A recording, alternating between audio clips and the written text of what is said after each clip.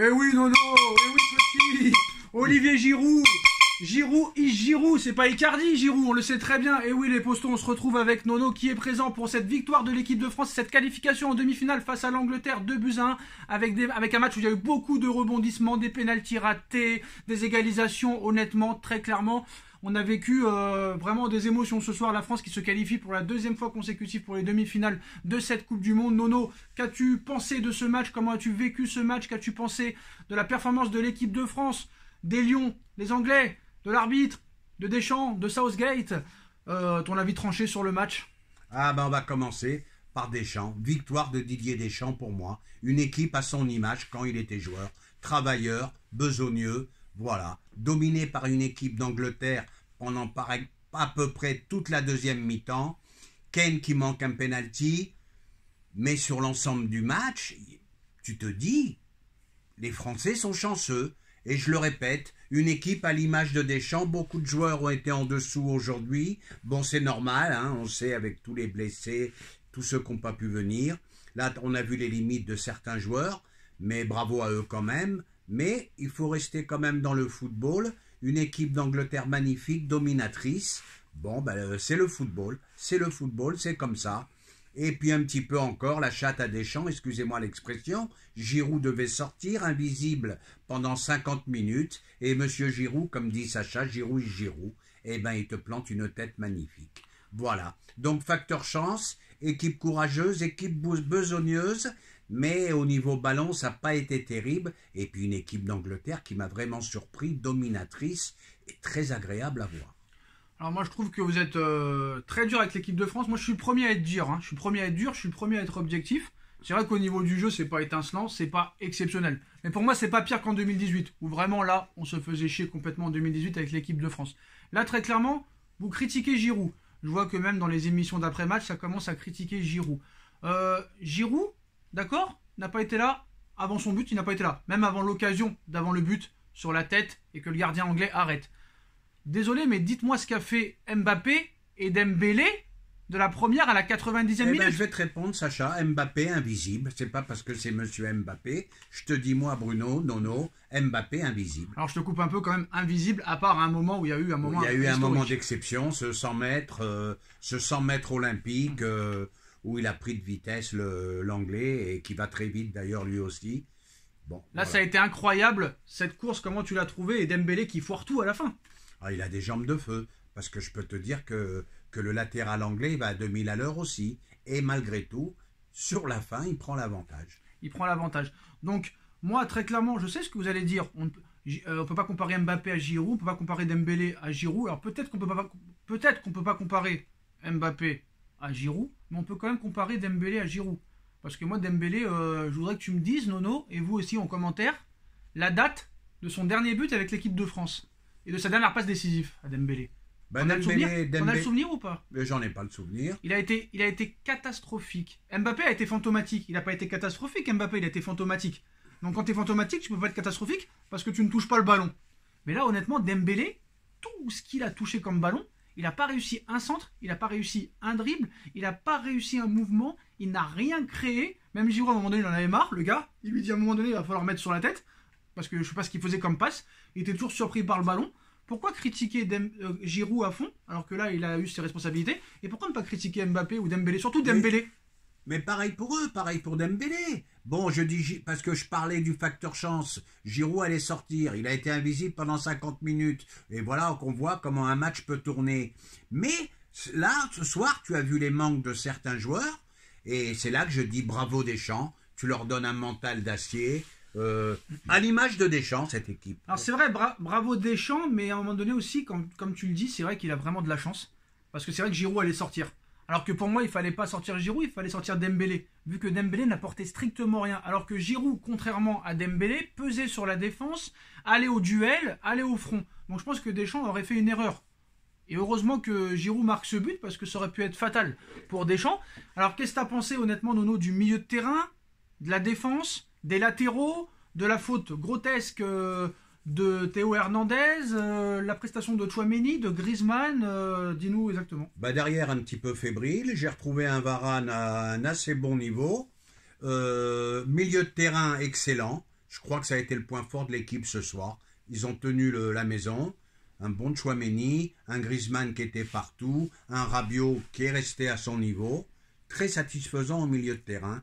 Bon, après, en attaque, comme on ne va pas y revenir, ça a été très très insuffisant. Bien bouclé par les Anglais. Alors moi, j'ai un problème parce qu'on a l'impression, quand tu vois par exemple le match du Maroc et la qualification des Marocains, tout le monde est content, tout le monde est dans l'euphorie, tout le monde encense cette équipe du Maroc. Tu regardes les médias français, là, même les supporters français sur les réseaux sociaux, ou tu regardes les débriefs des émissions de télé, tu as l'impression qu'ils sont dégoûtés que la France soit éliminée. J'ai peut-être une explication. C'est souvent des mecs... Ne soient pas éliminés, soient qualifiés. Soient qualifiés, pardon. Je sais pas pourquoi. Ils sont anti-français, on a l'impression. On a l'impression que ces mecs-là, comme Johan Mikou, comme d'autres gars qui sont consultants, qui n'ont rien fait avec l'équipe de France, sont énervés de ne pas être là. Très clairement, j'en sais rien. Pourquoi cette on va dire, équipe de France? Faut pas me tromper. Tu devrais être heureux, normalement. Eh ben, content de la victoire. Mais si on se contente que du résultat, on ne parle plus, on ne fait plus de débrief, on ne fait plus rien. Pas de problème. Mais là, on est en train de comprendre que, par exemple, Loris, il aurait dû laisser passer les buts marqués, qu'on aurait dû les laisser marquer parce qu'ils dominent. Et à un moment donné, stop.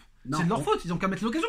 On débriefe le contenu du match. Est-ce que c'est la faute de l'équipe de France si Kane a raté son penalty, par exemple? Non, mais on en revient à la chance de Deschamps. Giroud doit sortir, il sort pas. Ouais. Kane manque le deuxième penalty. Deschamps ira encore au bout, je te l'annonce maintenant. Non, mais c'est la faute de qui si Kane a raté son penalty et que l'Angleterre n'a pas été efficace devant le but?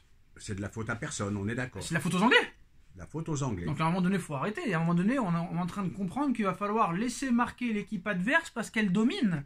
Non, tant pis pour eux. C'est les règles du football. S'ils sont pas contents, les gens, ils ont qu'à aller à la FIFA, demander à Infantino, tu comprends, on peut plus laisser les équipes qui dominent perdre. Il faut changer les règles du football, c'est ça qu'il faut faire? Eh ben moi, Sacha, c'est pas pour te contredire. Je me suis régalé avec le contenu des Anglais. Bon, ben l'équipe de France, très très moyen ce soir. Non, mais c'est pas ça que je veux dire. Les Anglais, ils ont été très bons.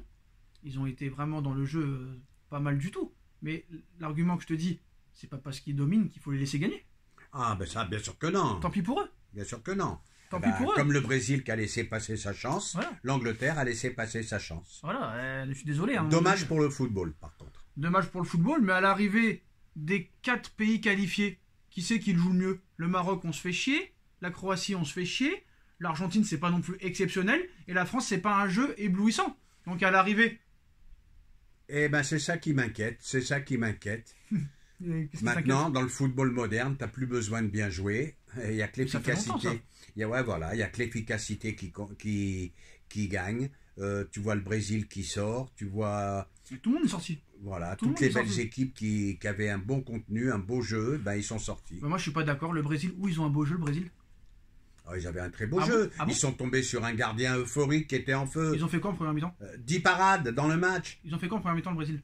En première mi-temps, c'était faiblard. Mais en deuxième mi-temps, Neymar, ils ont fait quoi? Ils s'en sont bien réveillés. Sans Neymar, ils ont fait quoi? Ils ont rien fait du tout.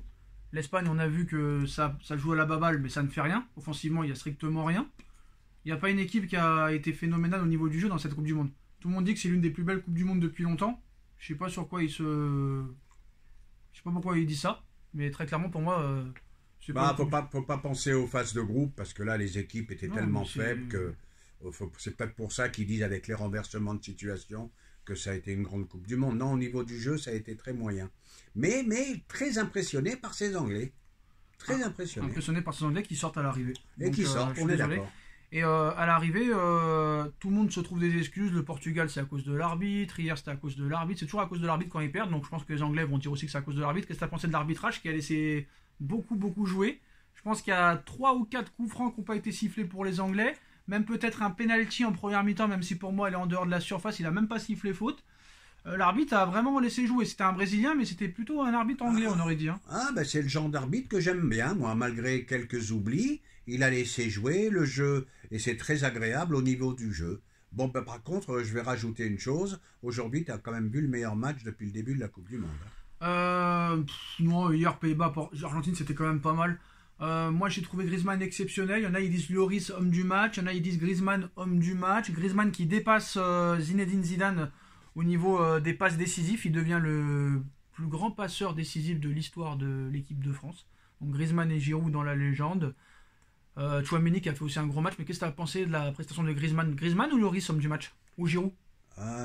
Alors c'est difficile, on va dire Giroud pour le but, après Griezmann pour sa prestation, Lloris pour ses arrêts. Allez, moi je dis Griezmann aussi. Et je serais curieux de savoir cette statistique, combien de kilomètres il a couru dans ce match. Et surtout, depuis qu'il est repositionné dans ce poste de meneur de jeu numéro 10, il a complètement été métamorphosé. Il ne faut pas oublier quand même que c'est Diego Simeone qui l'a replacé à ce poste-là 2-3 mois avant la Coupe du Monde, et qui revenait vraiment très en forme aussi avec l'Atlético Madrid. Malheureusement, ils se sont fait éliminer en Ligue des Champions. Donc voilà les postos, et mot de la fin, Nono, comment tu vois ce France-Maroc, et tu vois qui en finale, et tu vois qui l'a gagné? Avec toutes les surprises qu'il y a eu, les meilleurs ne gagnent pas toujours. Va-t-on vers une finale Croatie-Maroc, grosse surprise, ou va-t-on pour un classique Argentine-France? À voir. Ou pourquoi pas un Croatie-France. Ou un Croatie-France. Ça, ce serait incroyable quand même. Hein. Rebelote de 2018. Et attention aux Croates, parce que j'ai écouté l'interview de Perisic hier, qui parle un français exceptionnel. Ils sont chauds. Hein. Mentalement, là, je peux te dire qu'ils vont rien lâcher. Donc attention aux Argentins. Je peux te dire que la Croatie, c'est très dangereux. Parce que la Croatie, ils ont les crocs. C'est pas fait pour l'Argentine, il leur faudra un grand Messi. Et je peux te dire que la Croatie, ils ont fait 4 prolongations ou 3 prolongations en 2018. Là, ils en sont déjà à 2. Ça leur dérangera pas d'en faire encore 2 de plus. Et je pense qu'ils ont encore la défaite en 2018. Et je pense que les Croates, mentalement, c'est peut-être eux les plus forts. On en reparlera. Et je dis pour finir aussi, attention aux Marocains. J'ai l'impression attention à tout le monde à l'arrivée. J'ai l'impression que rien ne peut leur arriver. Moi, je pense que la France va gagner 1-0 contre le Maroc. Tu vas voir. Un but à 0. Je suis sûr et certain. Je le sens comme ça, le match. Eh ben, on verra. Ouais, je pense 1 but à 0 pourri. La France ne va pas gagner par 3 buts d'écart. C'est rare que la France gagne par 3 ou 4 buts d'écart. Donc, très clairement, ça va être serré les 2 matchs. Voilà, les postos, c'est la fin de cette vidéo. C'est la fin de ce débrief. Dites-nous en commentaire ce que vous en pensez. On like, on partage, on commente, on s'abonne. Et on se retrouve très très vite pour une nouvelle vidéo. Merci Nono. Merci à tous. Merci Sacha. Tchuss.